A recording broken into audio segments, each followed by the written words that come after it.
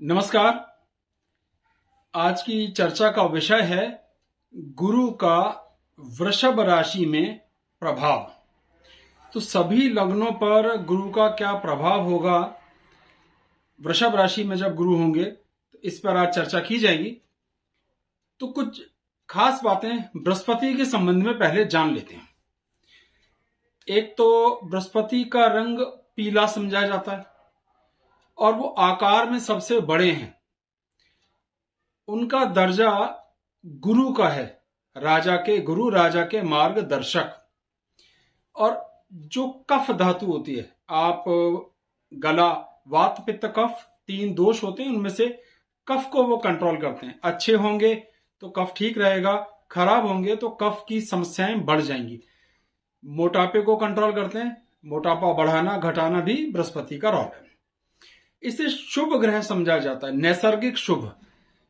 कभी कभी प्लेसमेंट के हिसाब से थोड़ा अशुभ हो सकता है, जैसे कि एक आदमी कितना भी अच्छा हो लेकिन शमशान से लौटकर आता है तो वो उस समय के लिए अशुभ होता है जब तक स्नान ना कर ले।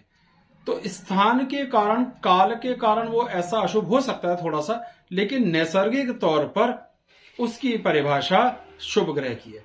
तो पीले रंग का है, साइज में सबसे बड़ा है, शुभ ग्रह है, कफ को संभालता है, इस दोष को संभालता है, और सतगुण है उसका स्वभाव। अच्छे कर्म, अच्छा व्यवहार, अच्छे विचार देना उसको पसंद है।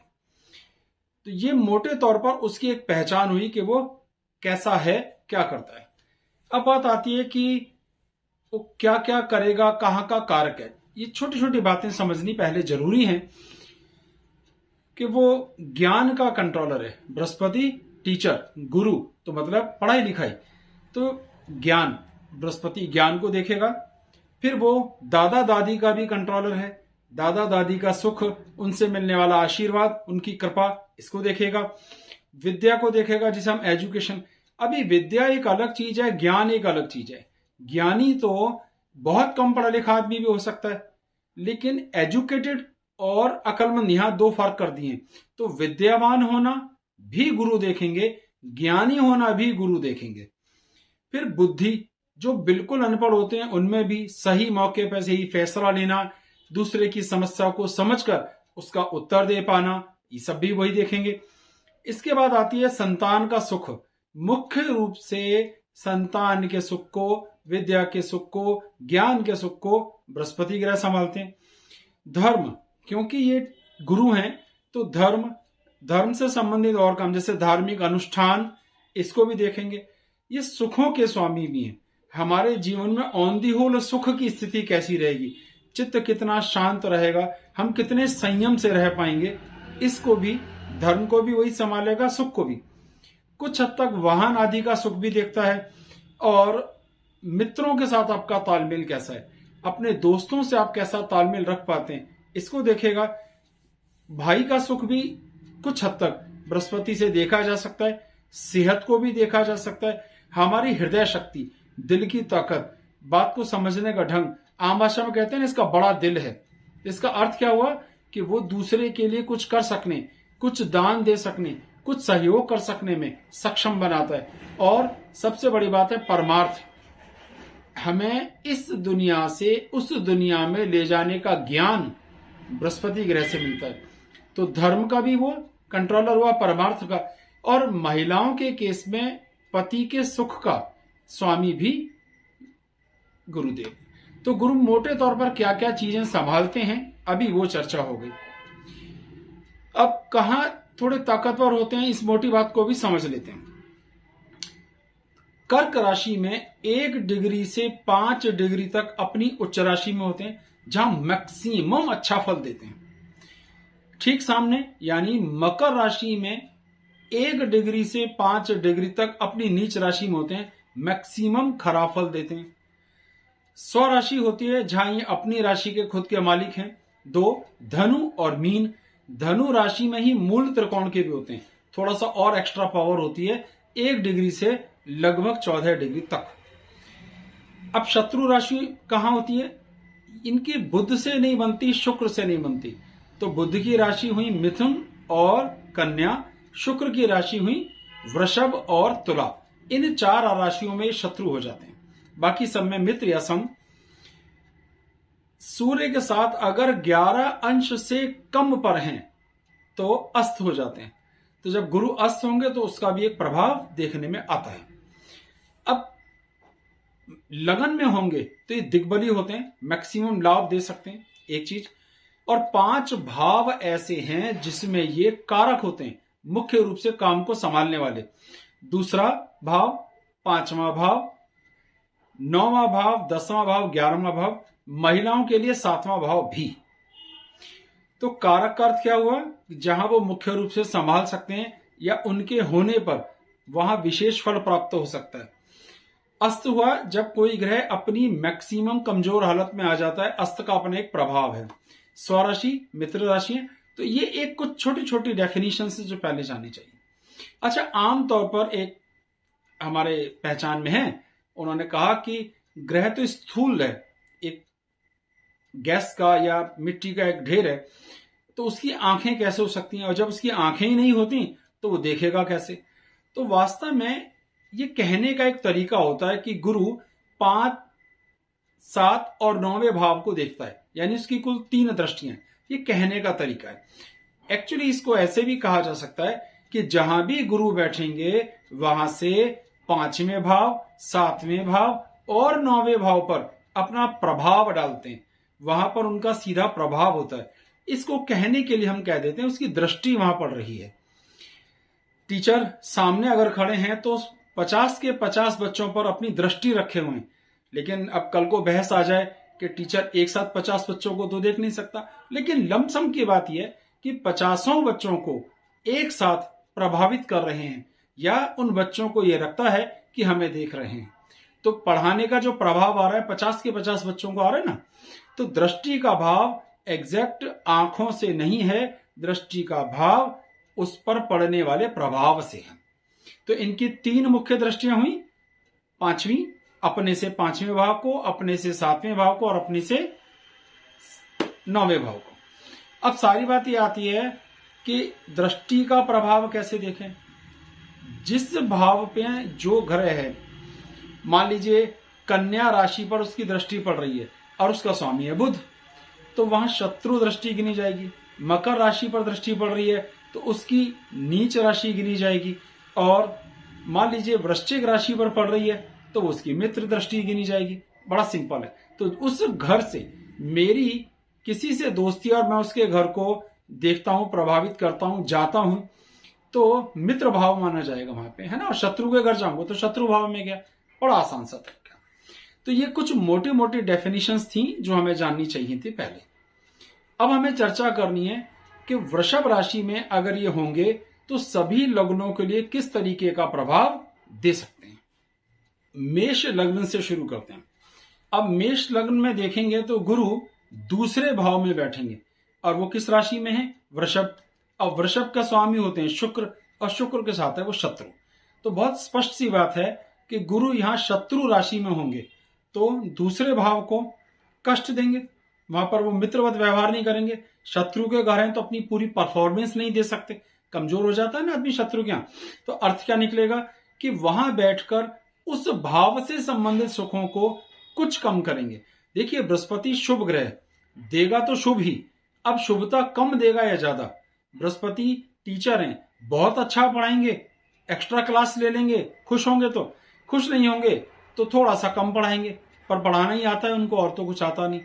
तो गुरु ने क्या करना है यहां पर, वो कुटुंब के साथ तालमेल में कुछ कमी करेगा, बुराई नहीं करेगा, बहुत लगाव नहीं देगा, भाषा इंप्रूव करेगा, लेकिन भाषा में कुछ चालाकी, कुछ कठोरता देखने में आ सकती है। तो थोड़ी सी भाषा से संबंधित, थोड़ा सा गले से संबंधित और थोड़ा सा कुटुंब से एडजस्टमेंट से संबंधित छोटी मोटी दिक्कतें देखने में आ सकती हैं। लमसम ठीक है। इनके लिए ये भाग्य का स्वामी है इसलिए अच्छा है। भाग्य का स्वामी होकर धन भाव में चला गया, ये भी एक अच्छी बात हो गई। 12वें घर का स्वामी है इसलिए ये एक एवरेज स्थिति मेंटेन करता है, ना बहुत अच्छा ना बहुत बुरा। तो प्रभाव क्या आएगा गुरु का कि हमारी बोली भाषा में नम्रता, समझदारी, ज्ञान तो होगा, लेकिन थोड़ा सा स्वार्थ भी होगा, थोड़ा अधिक एफर्ट्स भी होंगे, थोड़ा समझाने में अधिक वक्त लगेगा। इसकी वजह से समय ज्यादा लग जाएगा। अब उसकी एक दृष्टि पड़ रही है छठे भाव पर और वहां शत्रु दृष्टि पड़ रही है, तो वो शत्रुओं से प्रभावित जरूर होगा, शत्रुओं को प्रभावित करेगा, लेकिन शत्रु पहले से ही शत्रु दृष्टि पर आ रहे हैं, तो कहीं ना कहीं थोड़ा अधिक एफर्ट्स करके, थोड़ा प्रयास करके अपनी बोली भाषा की कला से शत्रुओं को मैनेज कर लेगा। जैसे अगर किसी का झगड़ा होता है और कोई बड़ा अच्छा टॉकेटिव आदमी है, अच्छे से बात कर सकता है, तो वो क्या करता है, देखो भाई साहब समझते हैं, समझाते हैं, इस तरीके से। तो वो जब बातचीत करके हम मामले को शांत करते हैं, तो इस तरीके से गुरु का प्रभाव देखने में आएगा कि वो छठे भाव से जो शत्रु हैं आपके, उनको संभाल लेगा। कुछ कर्ज की स्थितियां हैं तो उनको भी कुछ हद तक संभालेगा, लेकिन क्योंकि दोनों ही बैठा भी शत्रु राशि में और देख भी शत्रु राशि का है, बहुत ज्यादा प्रभाव नहीं दे पाएगा, पर देगा। अब उसकी एक दृष्टि 8वें घर पर है, पर मित्र दृष्टि है। वह 8वें भाव का अर्थ है ज्ञान, गूढ़ विद्याएं सीखना, किसी सब्जेक्ट में स्पेशलिस्ट होना, यात्राएं करना और जीवन। तो जीवन को लंबा करेगा, जीवन का स्पैन बढ़ाएगा। एक तरह से अचानक मृत्यु का कोई संभावना नहीं रहेगी, जीवन लंबा हुआ, सेविंग्स इंप्रूव हुई, नॉलेज इंप्रूव हुई, ज्ञान इंप्रूव हुआ, कुछ सीखने समझने की ताकत इंप्रूव हुई। यानी ऐसी चीजें जो जर्नली स्कूलों में नहीं पढ़ाई जाती, स्पेशलाइजेशन करना, किसी सब्जेक्ट की महारत हासिल करना, यात्राएं करना, समुद्र पार की यात्राओं के लिए जाना, ऐसा योग बनेगा। तो यहां स्थिति ठीक है, सेविंग्स इंप्रूव कर रहा है। अब उसकी एक दृष्टि, नीच दृष्टि दशम भाव पर पड़ रही है, तो यहां पर नुकसान देखने में आएगा कि भाग्य की थोड़ी सी हानि होती हुई दिख सकती है। कार्य क्षेत्र पर उतना सम्मान नहीं मिल रहा जितना हम उम्मीद मान के चल रहे हैं, ये नुकसान देखने में। खर्चे बहुत ज्यादा हो रहे हैं, तो खर्च ज्यादा हो रहा है कुटुंब से। अब इसको टोटल एक लाइन में बोलें तो कैसे बोल सकते हैं कि भाषा का कुछ दुरुपयोग कर सकते हैं, लेकिन दूसरों की समस्याओं का और अपनी समस्याओं का सॉल्यूशन ढूंढ लेते हैं, शत्रुओं को मैनेज कर लेते हैं, कुछ गूढ़ विद्या सीखने में ताकत लगाते हैं, कुछ स्पेशलिस्ट बनते हैं किसी सब्जेक्ट के, सामाजिक तौर पर उनका रुतबा अच्छा समझा जाता है, लेकिन कार्य क्षेत्र पे जहां हम काम करते हैं, उस जगह, उस ऑफिस में हमारी इमेज थोड़ी सी कमजोर हो जाती है, वहां उतनी इमेज बनती नहीं, ये चीज रहती है। भाग्य की स्थितियां इंप्रूव रहती है, तो मिला जुला करके एक एवरेज स्थिति है।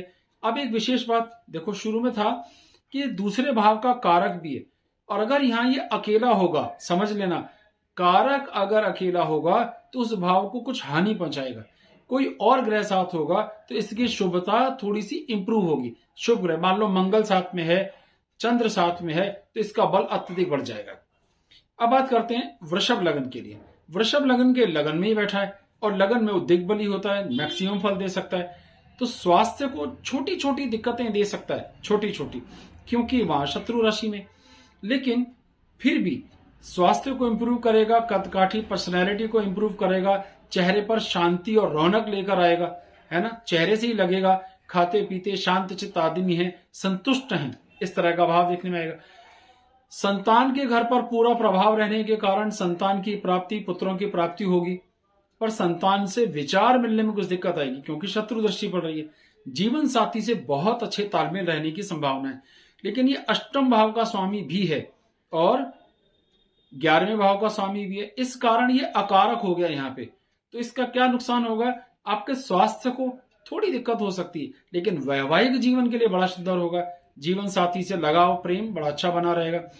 और भाग्य के स्थान पर भी इसकी नीच दृष्टि पड़ेगी, तो भाग्य में थोड़ी सी कमी देखने में आ रही है। अष्टम भाव का स्वामी है इसलिए, 11 का स्वामी है इसलिए। आमदनी को लेकर के कोई समस्या नहीं है, इनकम इंप्रूव होगी क्योंकि 11वें का स्वामी सेकंड में।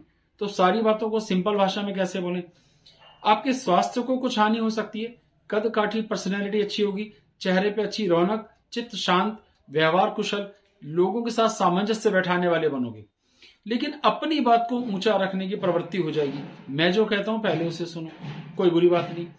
संतान के सुख की प्राप्ति होगी, ज्ञान के सुख की प्राप्ति होगी, पर संघर्ष लगेगा। जैसे पुत्र पैदा होने में समय ज्यादा लगा, एक बेटी पैदा हुई, फिर और बाद में बच्चा हुआ, या एजुकेशन में छोटे मोटे ब्रेक आए, लेकिन ऑन दी होल एजुकेशन पूरी होगी। वैवाहिक जीवन में कोई समस्या नहीं, बिल्कुल ठीक रहने वाला, कोई दिक्कत नहीं आएगी। भाग्य के स्थान पर संघर्ष बहुत ज्यादा होगा, पिता से तालमेल को लेकर, धार्मिकता को लेकर। ऐसे लोग थोड़े कम धार्मिक होते हैं, थोड़े ज्यादा प्रैक्टिकल हो जाते हैं। तो इस सब का अर्थ ये निकला कि वृषभ लगन के हिसाब से देखें तो बृहस्पति ज्यादा अच्छे सुफल नहीं दे रहे, नुकसान तो किसी को भी नहीं दे रहे, पर ज्यादा अच्छा सुफल नहीं मिलेगा। मिथुन की बात करते हैं। अभी मिथुन की स्थिति यह है कि वो 12वें घर में बैठेंगे।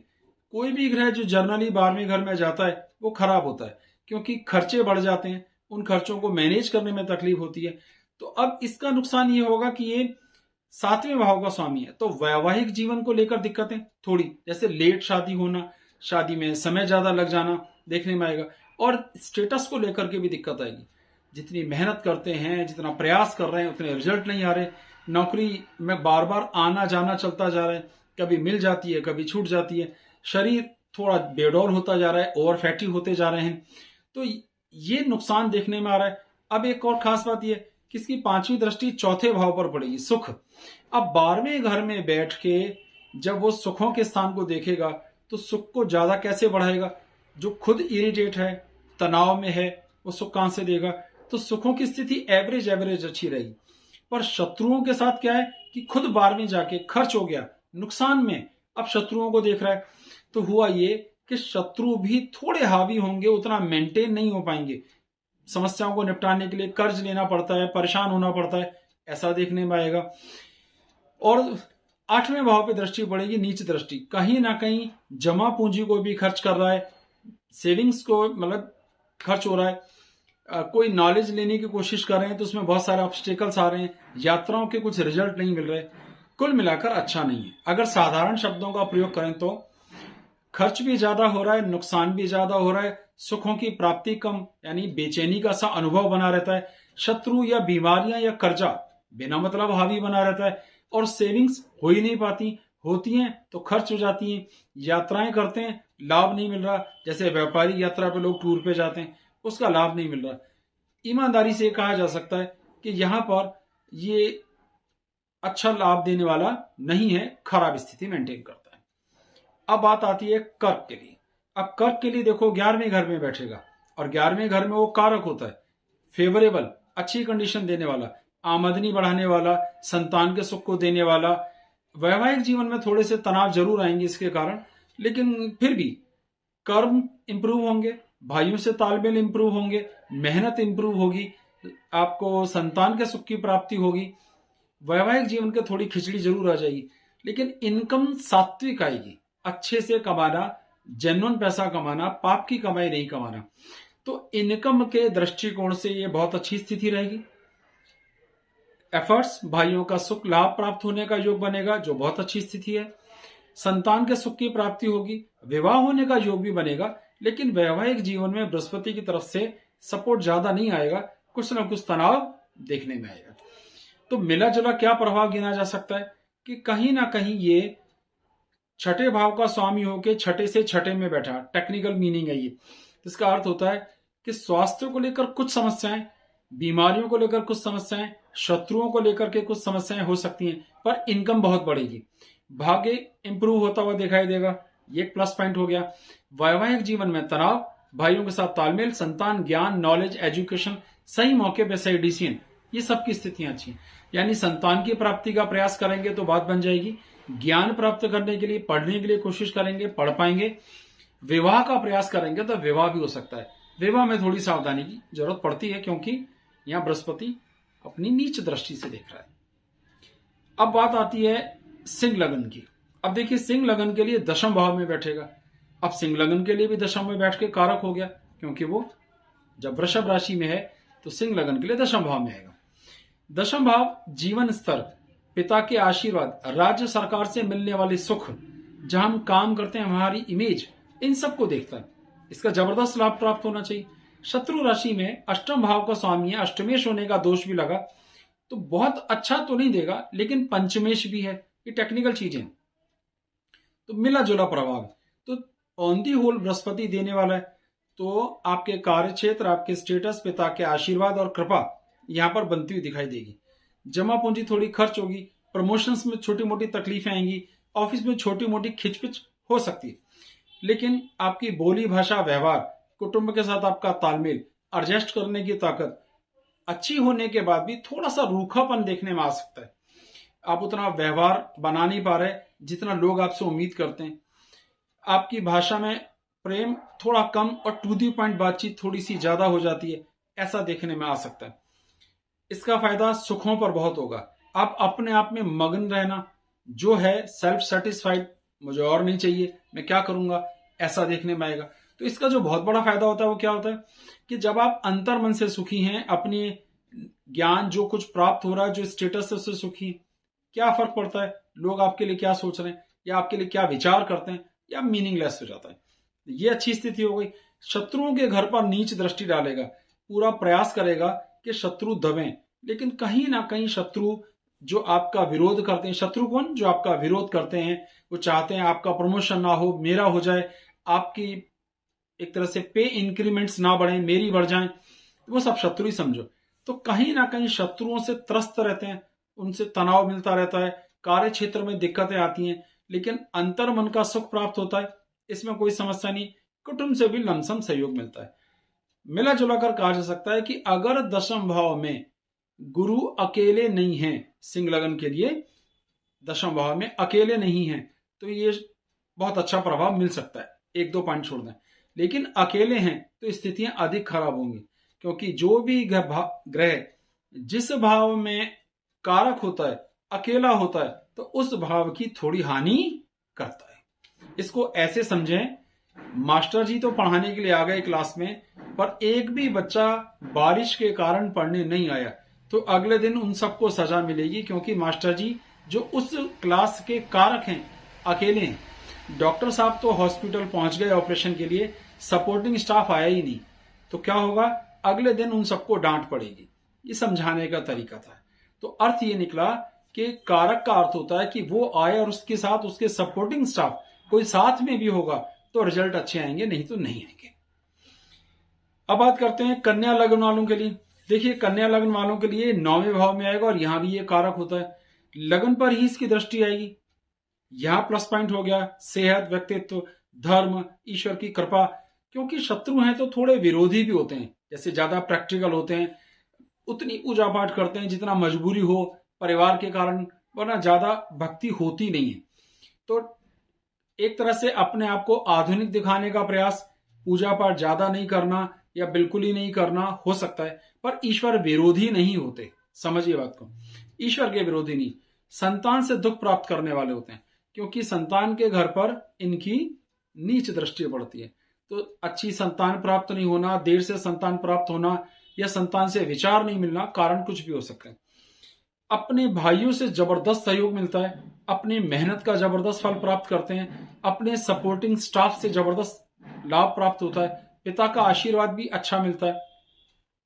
सारी चीजों को एक साथ दोबारा देखें तो क्या निकला कि धर्म के प्रति थोड़े रूखे होते हैं, पिता के साथ तालमेल की स्थितियां थोड़ी एवरेज एवरेज होती हैं, अपनी सेहत को लेकर के भी थोड़ा मिला जुला सा प्रभाव होता है, लेकिन मेहनती बहुत होते हैं, छोटे भाइयों से बहुत अच्छा सहयोग मिलता है। अपने ऑफिस के स्टाफ के साथ, अपनी फैक्ट्री चलाते हैं तो फैक्ट्री के साथ जो आपके वर्कर्स हैं उनके साथ बहुत अच्छा तालमेल बना के चलते हैं।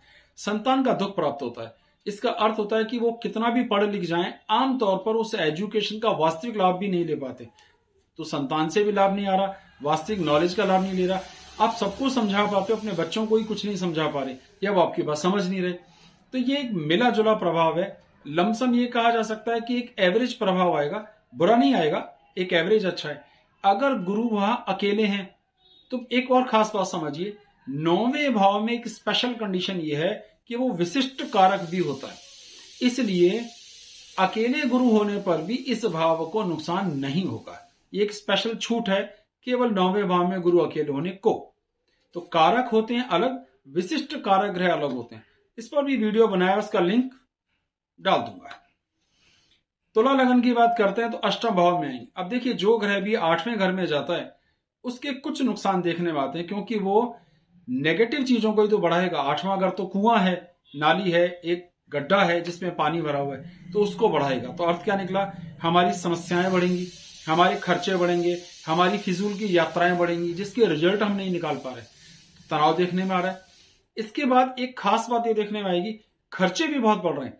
अब यात्राएं भी व्यर्थ जा रही हैं, खर्चे व्यर्थ जा रहे हैं, आमदनी सेविंग्स जो हमने बनाई वो भी व्यर्थ जा रही है, ये सब देखने में आएगा।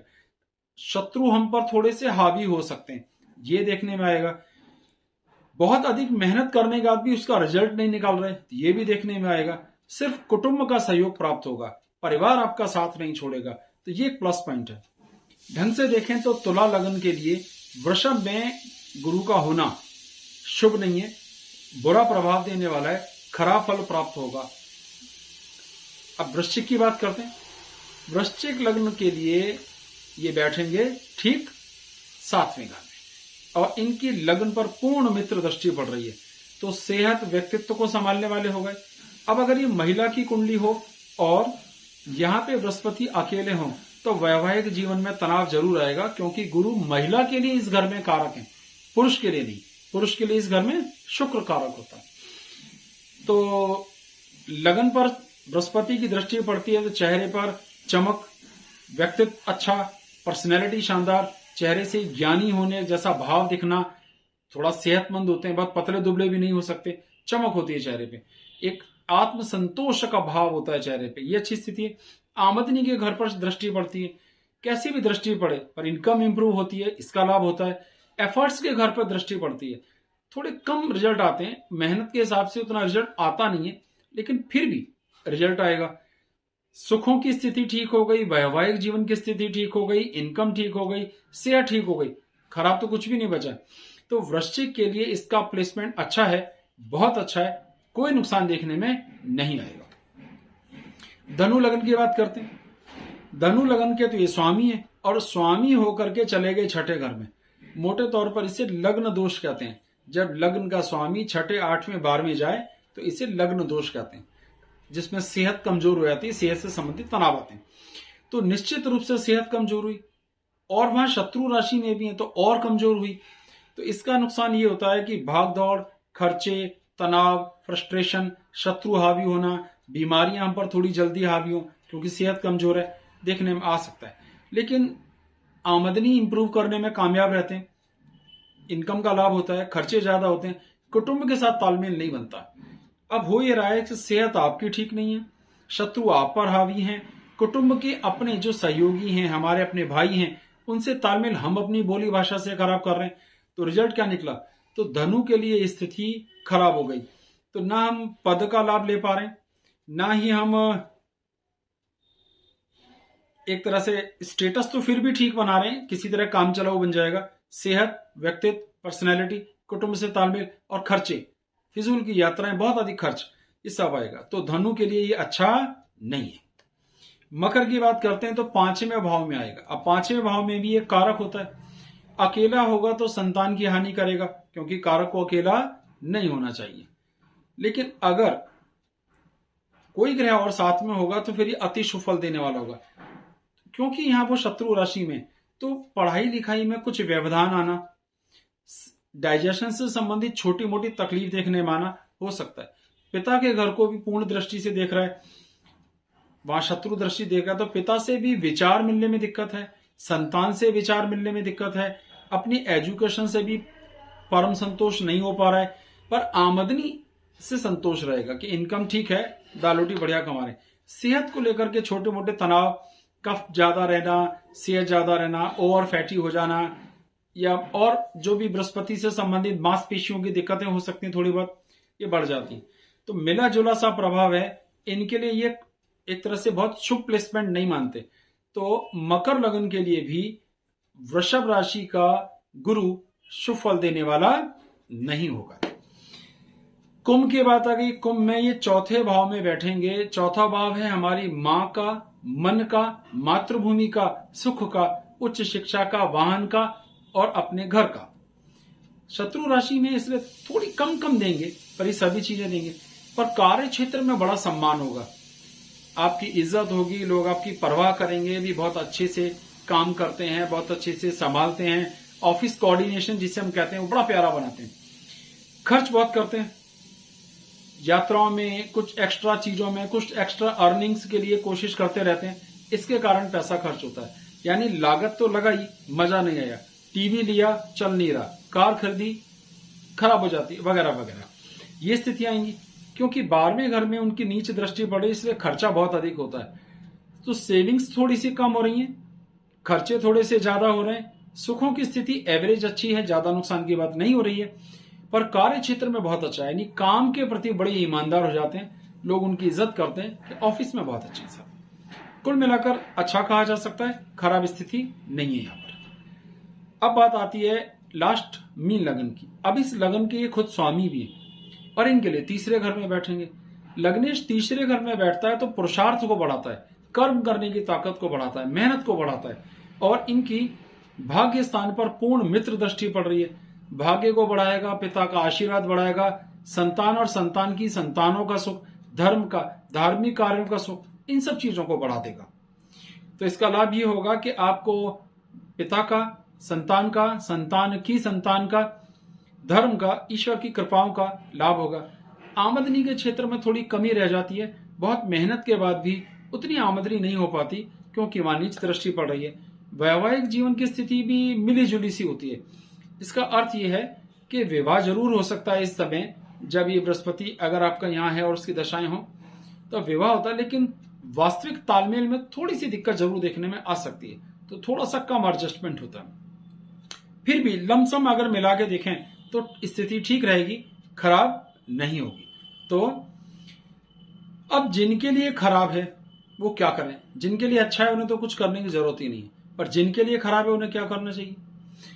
अगर छठे, आठवें, 12वें भाव में बृहस्पति ना हो तो पुखराज रत्न धारण कर सकते हैं। गुरु के मूल बीज मंत्र जो होता है उसका जाप कर सकते हैं, और कुछ वस्तुएं हैं जो लिस्ट में मैं दिखा रहा हूं उसका दान कर सकते हैं। इससे शांति मेंटेन होगी, बात बनेगी, तनाव उतना नहीं होगा जितना दिख रहा है, यानी जितना मिनिमाइज किया जा सकता है। खत्म कुछ नहीं होता। ये भ्रम नहीं होना चाहिए मन में कि किसी भी उपाय से समस्या खत्म होती है। देखिए, मैं चश्मा लगाता हूं और मेरी आंखें कमजोर हैं, इसीलिए तो चश्मा लगाता हूं। तो क्या चश्मा लगाने से आंखें ठीक हो जाती हैं? नहीं, पर मुझे दिखाई साफ देता है, काम चल जाता है। उपाय करने से हमारा समस्याएं, हमारे संकट मिनिमाइज होते हैं। खत्म तो ईश्वर की कृपा से ही हो सकते हैं, बस जब तक उनकी इच्छा ना हो। तो हम बारिश नहीं रोक सकते, छतरी लगा सकते हैं। इसलिए उपाय की सीमा को, किसी भी तरह के मंत्र जाप, किसी भी तरह के दान को ईमानदारी से समझिए कि कृपा सिर्फ ईश्वर की हो सकती है। हमारे प्रयास से उसे मिनिमम किया जा सकता है, मिनिमाइज किया जा सकता है। तो आज का वीडियो यही खत्म करते हैं। बहुत बहुत धन्यवाद। जय सिया राम।